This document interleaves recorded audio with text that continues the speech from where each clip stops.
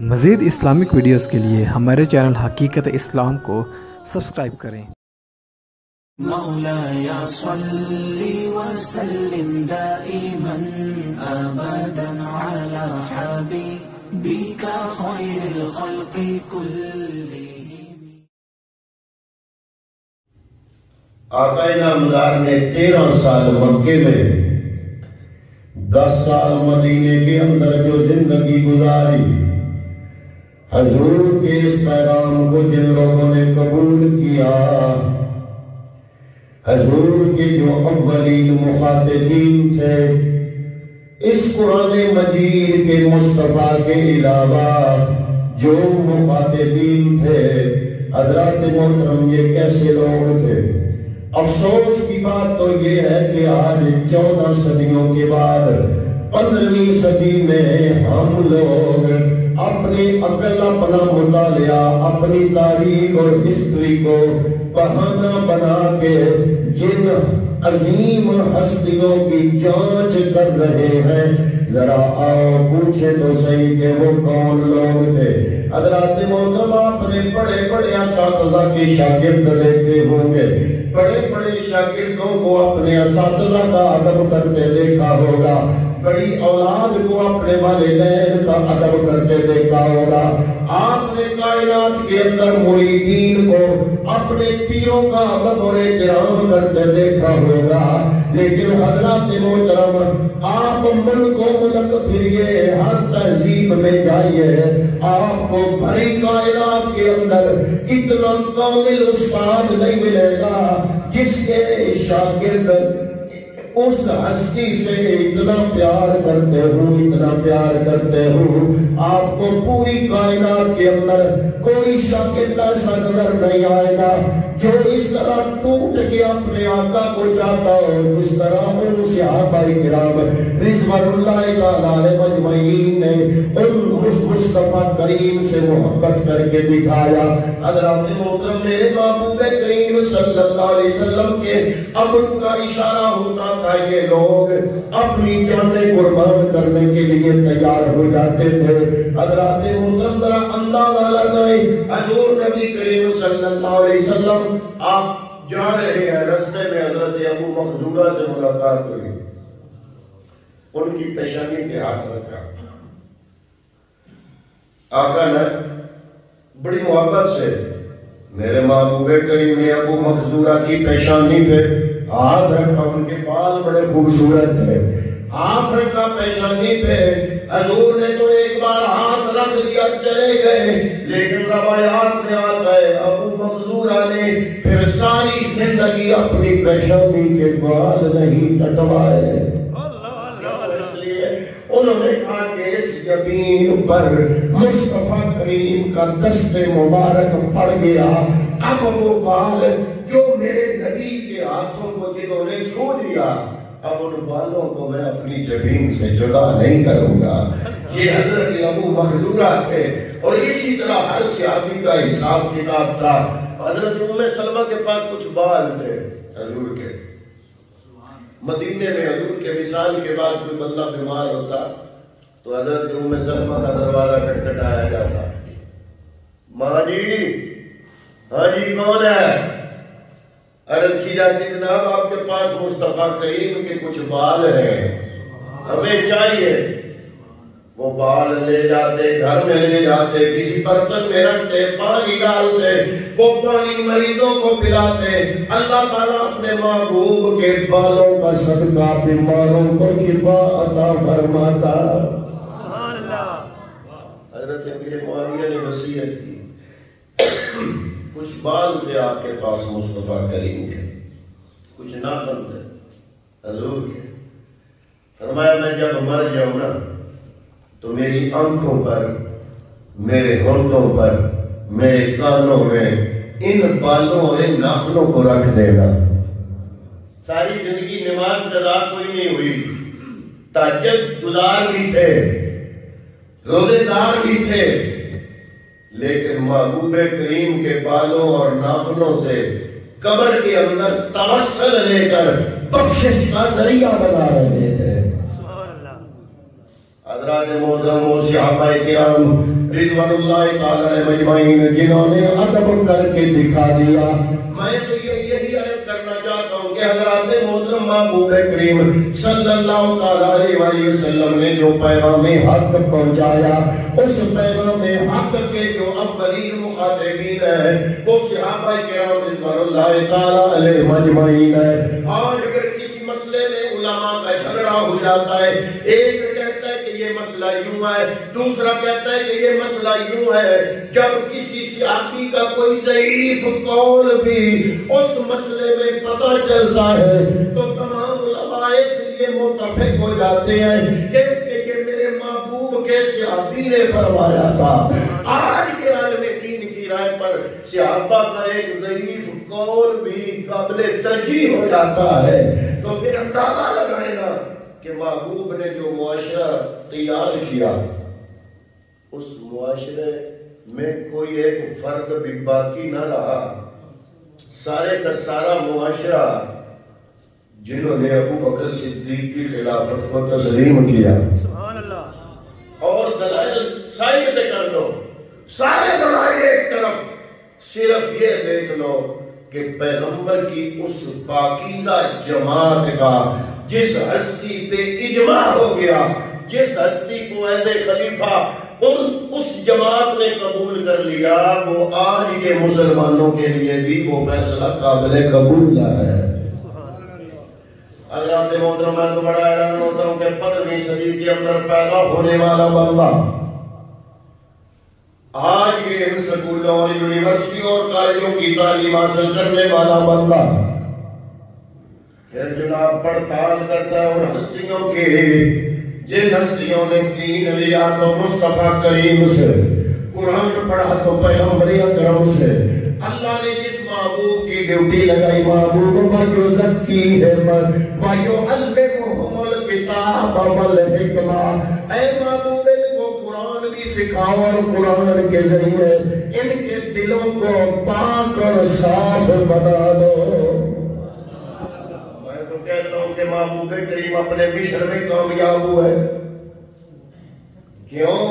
اس لیے کہ جس جماعت کو پاک بنانا تھا کملی والے نے اس کو پاک بنا دیا. آج اگر ملان کہتا ہے کہ فلاں صحابی میں فرق تھا, فلاں صحابی میں فرق تھا, 15ویں صدی کے اندر پیدا ہونے والے مسلمان کو اگر صحابہ میں سے کسی صحابی میں فرق نظر آتا ہے تو اس بندے کی نگاہ میں فرق ہو سکتا ہے, میرے محبوب کریم کے تزکیے میں کوئی فرق نہیں ہو سکتا. اللہ نے ڈیوٹی لگائی وَيُزَكِّيهِمْ. محبوب صرف قرآن سکھانا نہیں, قرآن پڑھا کے ان کو پاک بھی فرمانا ہے. پھر آؤ نہ پوچھیں اللہ رب العالمین سے, یا رب آپ بتا دو کہ محبوب نے جو جماعت تیار کی وہ جماعت کیسی تھی. سورہ توبہ کی آیت نمبر 74 فرمایا وَالَّذِينَ آمَنُوا. بڑے واضح لفظ ہے. یا اللہ پیغمبر اکرم نے جو جماعت تیار فرمائی وہ جماعت کیسی تھی؟ کیا محبوب اس مشن میں کامیاب ہوئے؟ یا اللہ تو نے ڈیوٹی لگائی کہ ان کو صرف قرآن پڑھانا نہیں بلکہ قرآن سنا کے دلوں کو پاک اور صاف بھی بنانا ہے. تو کیا محبوب کریم اس مشن میں کامیاب ہوئے یا نہ؟ حضور کامیاب ہوئے. کیوں؟ اس لیے کہ محبوب اکرم صلی اللہ علیہ وسلم کے کتنے مخاطبین تھے, ان سب کو میرے نبی نے پاک اور صاف اور ستھرا کر دیا, اندر باہر سے پاک کر دیا. جو پاک نہ ہو سکے پیغمبر کو کھڑے ہو گئے. پہلے تو اجازت نہیں تھی, پہلے وہ پردے کے اندر تھے, اجازت نہیں تھی. جو کمزور روایات ہیں وہ اجازت سے پہلے کی ہے. جب اللہ نے اجازت دی کہ اب منافقین کا پردہ چاک کر دو, پیغمبر اکرم صلی اللہ علیہ وسلم کھڑے ہوئے. آپ نے فرمایا او فلاں بن فلاں تم ہو منافق میرے مجمع میں بیٹھے ہو, اٹھ جاؤ نکل جاؤ. اے فلاں بن فلاں تم بھی منافق ہو, اے فلاں بن فلاں تم بھی منافق ہو. جب پیغمبر نے اپنے صحابہ کی جماعت سے منافقوں کو اٹھا دیا، تو پھر یہ نظریہ سامنے آیا کہ جو پاس بیٹھے رہے ان کا نام صحابہ ہے، سبحان اللہ، اور جن کو نبی نے نکال دیا ان کا نام منافقین ہے۔ تو رزلٹ نکلا کہ کوئی صحابی منافق نہیں ہو سکتا اور کوئی منافق صحابی نہیں ہو سکتا۔ اگر منافق صحابہ بن سکتے ہوتے تو وہ منافق بیٹھے رہتے۔ پیغمبر نے رب کے حکم سے منافقین کو صحابہ کی جماعت سے نکال دیا، منافق الگ ہو گئے، صحابہ الگ ہو گئے۔ اب لفظ منافق اور منافقین کا لفظ قرآن سے لے کر ملنگ یہ لفظ لگاتا ہے ان ہستیوں پہ جو پیغمبر کی محفل میں بیٹھے رہے، اور یہ لفظ تھے ان کے لیے جن کو پیغمبر نے نام لے کے اپنی جماعت سے باہر نکال دیا۔ پتا چلا منافق اور ہوتا ہے، صحابی اور ہوتا ہے۔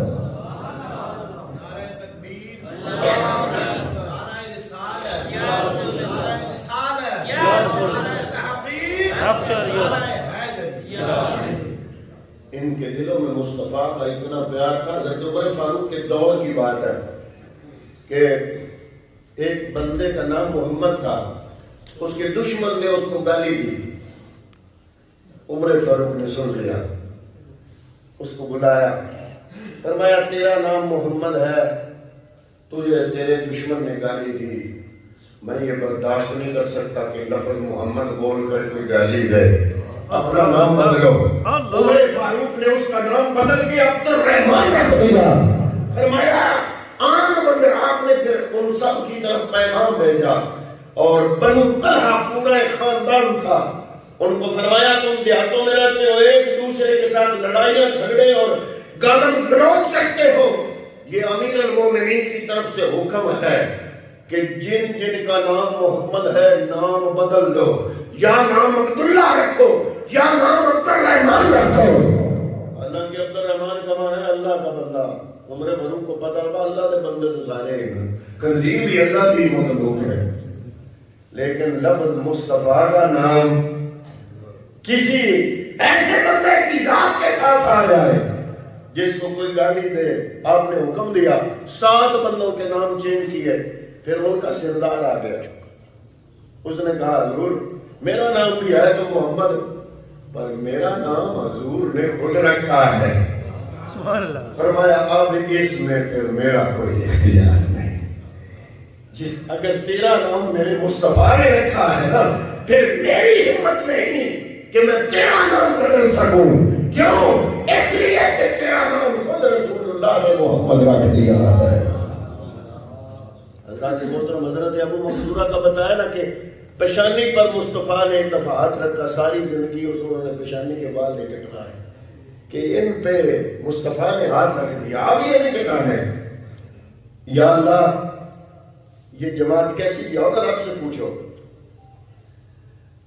اس مسجد کے اندر اللہ کا نام، رسول اللہ کا نام، اور اس کے بعد ان ہستیوں کا نام ہے جن کی وساطت سے دین ہم تک پہنچا، اور ان کے نام بالترتیب، پہلے خلفائے راشدین کے نام، پھر نقبا اور نجبا اور نقبا کے نام۔ حضور نے فرمایا ہر نبی کو اللہ نے 7 نقیب دیے، مجھ محمد کو رب نے 14 عطا فرمائے۔ روایت کس کی ہے؟ مولا علی المرتضیٰ شیر خدا کی۔ آپ نے فرمایا، مولا علی فرماتے ہیں قال رسول اللہ صلی اللہ علیہ وسلم ان لکل نبی 7 نجباء و رکباء، ہر نبی کے 7 نجباء اور رکباء تھے۔ وَأُوتِيَتْ أَنَا 14 عَشَرَ، اللہ نے مجھے 14 عطا فرمائے۔ اے علی کو کون ہے؟ فرمایا آنا، پہلا میں۔ کون؟ مولا علی۔ فرمایا پہلا میں، آنا، وَإِبْنَائِي، دوسرا اور تیسرا حسن اور حسین، میرے دونوں بیٹے، وجعفر، حضرت جعفر تیار، وحمزہ، حضرت حمزہ رضی اللہ عنہ، وابو بکر، یہ خلفائے راشدین میں آ جاتے ہیں، ابو بکر، وعمر، اور حضرت عمر و مصعب بن عمیر. یہ مصعب بن عمیر وہ تھے، حضور نے ایک دفعہ ان کو دیکھ کر رونا شروع کر گئے. حضور رونا شروع ہو گئے، آنکھوں میں آنسو. یا رسول اللہ کیوں رو رہے ہو؟ حضور نے فرمایا تم مصعب بن عمیر وہی ہو نا جن کے بارے میں مشہور تھا کہ صبح ایک لباس پہنتے ہیں تو شام کو اتار کے پھر دوسرا پہنتے ہیں. آج تم نے کلمہ پڑھا تو تمہارے پاس ایک چادر ہے. اللہ، میں تمہاری حالت کو دیکھ کے رو پڑا. جنگ عہد کے اندر یہ ملنگوں کی بڑی آئی تھی، جنگ عہد میں کون بھاگ گیا؟ یہ مصعب ابن عمیر تھے جو جنگ عہد میں بھی مصطفیٰ کریم کے علم بردار تھے. اور غازی عباس علمدار کربلا میں ہے. وہ علمدار اتنے تک علمدار نہ بن سکتے جب عہد کا علمدار اپنی جان پہ کھیل کے عہد کے اندر محمد کے دین کا پرچم بلند رکھتا. حضرت علی المرتضیٰ فرماتے ہیں وہ بلال، ایک میں، دو میرے بیٹے اور ایک جعفر، ایک حمزہ، ایک ابو بکر، ایک عمر، ایک مصعب بن عمیر و بلال. اب ان سے کوئی پوچھے کہ بلال عرب کا ہونا تو بڑے دور کی بات ہے، وہ تو نہ قریشی نہ ہاشمی نہ عربی، وہ تو حبشہ سے آیا تو تھا بھی غلام. فرمایا تم جس نہج پہ سوچتے ہو دین کی وہ سوچ نہیں ہے. سبحان اللہ. یہاں پہ چاہے غلام ہو لیکن مولا علی جو ہاشمی سید ہیں، سردار ہیں، وہ بھی سیدی بلال کہہ کے بلاتے ہیں. میرے آقا بلال جو جس نہج پہ آج لوگ سوچتے ہیں وہ سوچ نہ دین کی ہے، نہ صحابہ کرام کی ہے، نہ مصطفیٰ کی ہے، نہ خدا کی ہے. اس لیے مولا علی فرماتے ہیں ان 14 میں سے ایک بلال و سلمان. یہ سلمان فارس سے، ایران سے، نہ ہاشمی نہ کرشی نہ عربی، یہ ہے ایران سے. ان 14 نوجوان، حضور نے فرمایا میری امت کے میرے بعد 14 نوجوان، ان میں حضرت سلمان و عمار بن یاسر ایک یہ ہیں، اور ایک عبداللہ بن مسعود. ان کا نام وہ لکھا ہے سامنے، چوٹی پہ لکھا ہے سیدنا عبداللہ بن مسعود. یہ اس لیے چوٹی پہ لکھا ہے کہ یہ مکے میں مسلمان ہوئے، اور یہ اس لیے بھی لکھا ہے کہ یہ سورت رحمان کی خانہ کعبے میں جا کے تلاوت کر رہے تو کافروں نے پکڑ لیا، مارنا شروع کر دیا، بے ہوش ہو گیا. صحابہ اٹھا کے لائے. دوسرے دن کہتے ہیں صحابہ نے پوچھا کہ تم وہ سورہ رحمان پڑھ رہے تھے تو اس کے نتیجے میں تمہیں مار پڑی اور اب ہوش آیا ہے. انہوں نے کہا اگر مجھے اجازت دو تو میں آپ پھر جا کے پڑھوں. اللہ اللہ. یہ اتنے وہ قرآن اس زمانے میں سناتے تھے جب مکے کے اندر قرآن سنانا جرم ہوتا تھا. اور یہ ہم نے ان کا نام چوکی پہ اس لیے لکھا ہے کہ عبداللہ ابن مسعود کے شاگرد کا نام تھا حضرت سالم. حضرت سالم کے شاگرد کا نام تھا حضرت ابراہیم بن نخی، اور حضرت ابراہیم بن نخی کے شاگرد کا نام ہے امام ابو حنیفہ. سبحان اللہ. امام ابو حنیفہ کے پاس مصطفیٰ کریم کی جتنی احادیث جو کہ فقہ حنفی کے اندر بطور استدلال استعمال ہوتی ہے، ان سب کی روایت کرنے والے سیدنا عبداللہ ابن مسعود ہیں. تو گویا کہ فقہ حنفی کی بنیاد ہے حضرت سید عبداللہ ابن مسعود، سیدنا عبداللہ ابن مسعود. اس لیے ان کا نام رکھا ہوا ہے کہ ان کا فیض سالم ابراہیم نخی کی مسابت سے امام ابو حنیفہ تک پہنچا، اور امام ابو حنیفہ نے جو فقہ حنفی مرتب کی اس کے اندر زیادہ تر جو احادیث ان سے استنباط کیا گیا وہ زیادہ تر روایات حضرت عبداللہ ابن مسعود سے مروی ہے. پھر فرمایا عبداللہ ابن مسعود و ابو ذر و مقدار. یہ حضرت ابو ذر اور حضرت مقدار یہ ہے وہ 14. آپ کی مسجد میں چاروں خلفاء کے بعد ان 14 کا نام اور ان میں پھر کچھ عشرہ مبشرہ اور عشرہ مبشرہ میں سے 4 جو ہیں یہ خلفائے راشدین اور ان 14 کے علاوہ جو عشرہ مبشرہ میں حضرت طلحہ بن زبیر اور زبیر بن عوام. یہ زبیر بن عوام وہ ہے جنہوں نے سب سے پہلے تلوار نکالی اسلام کی حقانیت کے حق میں. یہ زبیر بن عوام میرے مصطفیٰ کی پھوپھی کے بیٹے تھے. یہ چھوٹی عمر کے تھے. شور سنا مکے کے اندر. شور یہ تھا کہ حضور کو استغفر اللہ قتل کر دیا گیا. یہ ان کی عمر 10 سال تھی. یہ اپنی تلوار لے کر, تلوار اس زمانے میں 10 سال کے بچے کا اپنے گھر سے لے کر نکلنے کا مطلب یہی ہے جیسے آج 10 سال کا بچہ اپنے گھر سے کلاشنکوف لے کے نکلے اور اس میں اس کو بھر کے نکلے. جب یہ تلوار, ننگی تلوار میان سے باہر لے کر جب یہ مکے کی گلیوں میں دوڑ رہے تھے, اس شور کی طرف جا رہے تھے, اچانک مصطفیٰ کا سامنا ہو گیا. حضور نے روکا, فرمایا پھوپھی دیا کلے میں تو سنے جناب انہوں نے شہید کر دیتا گیا تو میں اس واسطے تلوار لے کے نکلے. حضور مسکرائے, فرمایا اگر یہ کام ہو جاتا تو تم کیا کرتے؟ تیری عمر 10 سال. عرض کیا جناب عمر چاہے 10 سال ہے, لیکن اگر خدا نہ خاصا یہ بات درست ہوتی میں یہ تلوار چلاتا رہتا حتیٰ کہ اپنی جان بھی اللہ کے حوالے کر دیتا. یہ تھے حضرت زبیر بن عوام. زبیر بن عوام بن خویلد,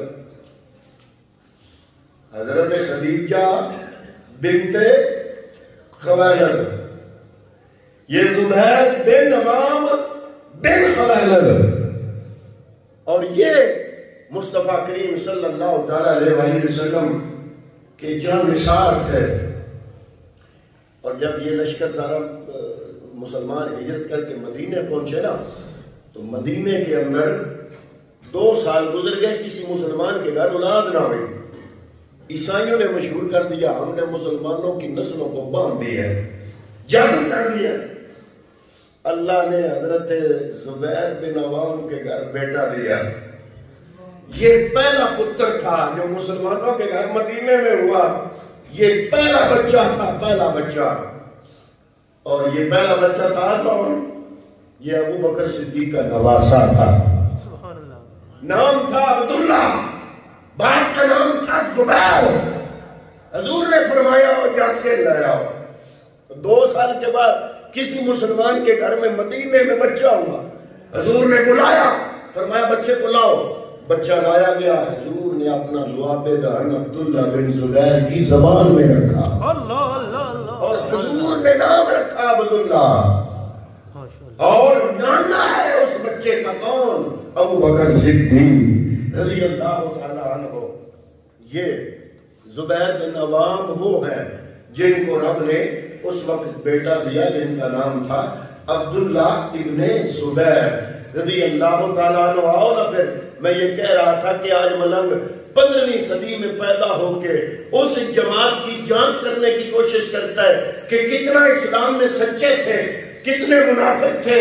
میں کہتا ہوں ادھر ادھر کی بات نہ کرو, اور آپ کے قرآن سے پوچھتے ہیں کہ یا اللہ تیرے نبی کے مخاطب جو جماعت تھی وہ کیسی تھی.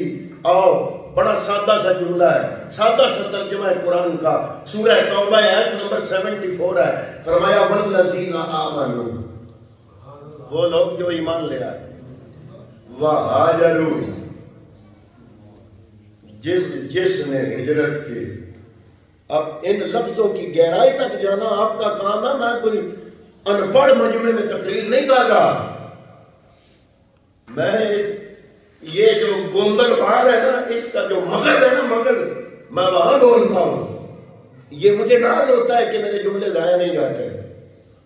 سادہ سادہ الفاظ. والذین آمنوا, جو ایمان لائے, وہاجروا, جنہوں نے ہجرت کی, وجاہدوا فی سبیل اللہ, اور جنہوں نے اللہ کی راہ میں جہاد کیا. آمنوا, ایمان لائے, وہاجروا, ہجرت کی, وجاہدوا فی سبیل اللہ, اللہ کی راہ میں جہاد کیا. چوتھا لفظ فرمایا والذین آووا ونصروا، جنہوں نے ان ہجرت کرنے والوں کو پناہ دی۔ یہ 4 لفظ قرآن کی آیت سے آپ کے سامنے رکھے ہیں۔ اب میں سوال کرنے کا مجال ہوں آپ سے کہ ان 4 لفظوں پر غور کریں اور مجھے بتائیں کہ حضور کے صحابہ میں سے تو پیچھے رہ گیا۔ آئے والذین آمنوا، ایک وہ جو ایمان لائے،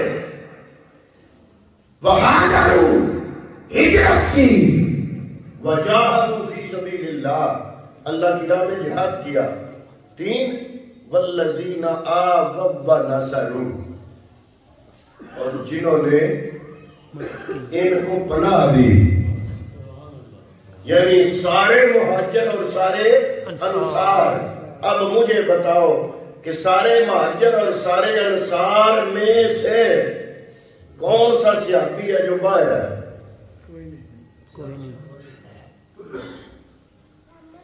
یا وہ مہاجرین تھے یا وہ انصار تھے۔ اچھا یا اللہ سمجھ آ گئی؟ اب مجھے بتاؤ، ملنگ کہتے ہیں ان میں سے کچھ ٹھیک نہیں تھے، یا اللہ بتاؤ یہ کیسے تھے؟ اب اگلے لفظ قرآن کے آپ سنو، ترجمہ خود کر لینا، لفظ بڑے آسان ہے۔ فرمایا اولا، یہ 4 لفظ بول کے اللہ نے فرمایا اولئک هم المؤمنون حقا۔ سبحان اللہ، ہذا نہیں، ذالک نہیں، اولئک، سارے فرمایا اوپر یہ کتنے بیان ہوئے، هم المؤمنون حقا، اللہ رب العرش کہہ رہا ہے یہ محمد عربی کے سچے خادم ہیں۔ سبحان اللہ، ماشاء اللہ ماشاء اللہ۔ پھر ملنگ کی بات پہ وزن ہے کہ رب کی بات میں وزن ہے؟ فرمایا صرف سچے مومن نہیں، لہم مغفرۃ ورزق کریم۔ اب تو ان کی حالت بڑی پتلی ہے، لیکن رب کا وعدہ ہے اللہ بخشش بھی فرمائے گا، روزی بھی کھلی کر دے گا۔ پھر روزی کھلی ہوئی، صحابہ زکوٰۃ لے کر نکلتے تھے، جس کو کہتے میری زکوٰۃ لے لو، وہ کہتا میں اپنی لے کے بیٹھا ہوں۔ زکوٰۃ لینے والا کوئی نہیں تھا، رب نے کرم نوازی کی انتہا کر دی۔ تو حضرات محترم، دین کو سمجھنے کے لیے اللہ، اللہ کا رسول، اور اس کے بعد کون سی جماعت صحابہ، اور صحابہ کے جو سرخیل ہیں خلفائے راشدین، پھر یہ 14 اور پھر یہ 10 مبشرہ، یہ سارے نام آپ کی مسجد کے فرنٹ اور یہ والی جو دیوار ہے اس پر موجود ہیں۔ مزید اتنا ٹائم نہیں ہوتا کہ بندہ ایک ایک صحابی کی ساری تفصیل بیان کرے، انشاءاللہ جو موقع آئے گا بیان کرتے رہیں گے۔ تو یہ دین مصطفیٰ سے ان ہستیوں تک پہنچا، ان کے نام اب ان سے آگے جن تک گیا ان کا ذکر انشاءاللہ اگلے جمعے میں کریں گے۔ دعا کرتے ہیں کہ اللہ رب العالمین ان لوگوں کی قدر کرنے کی توفیق عطا فرمائے۔ وما علیہ